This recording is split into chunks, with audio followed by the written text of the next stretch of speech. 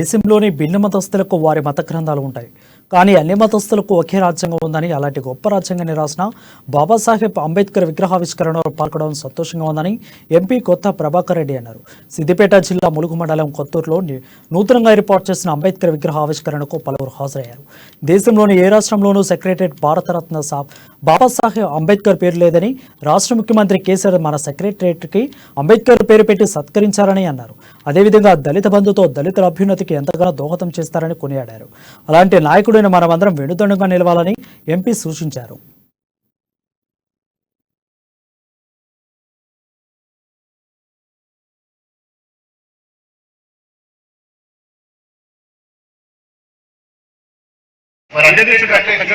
మరి బ్రహ్మాండంగా నిర్మించి ఈ రోజు గజ్వేల్ నియోజకవర్గాన్ని అన్ని మండలాలను కూడా దేశంలో లేని విధంగా అభివృద్ధి చేసుకున్నాం. అందులో ఎలాంటి డౌట్ లేదు. మీ కళ్ళం కూడా కనబడుతుంది. మరి గతంలో ములుగు మండలంలో ఎట్లుండే పరిస్థితి, ఎట్లుండే కరెంట్ ఎట్లుండే, మరి ఇప్పుడు కాలువల ద్వారా నీళ్లు, కరెంటు, రోడ్లు, మరి గ్రామాలలో చెట్లు, పచ్చని చెట్లు, మరి ఎస్సీ వాడలలో ఎట్లుండే, గ్రామాలలో ఎట్లుండే, మరి అంగన్వాడీ కేంద్రాలు గాని, మహిళా బిల్డింగ్లు గాని, కుల సంఘాలు గాని, ఇవన్నీ కూడా మనం కట్టుకున్నాం. గతంలో ఏ గ్రామం పోయినా గానీ మరి కుప్పల దరఖాస్తులు వస్తుండే. మరి ఇవన్నీ నేను బండ మైలారం నుంచి బార్డర్ విలేజ్ నుంచి మొదలుకుంటే ఇవన్నీ గ్రామం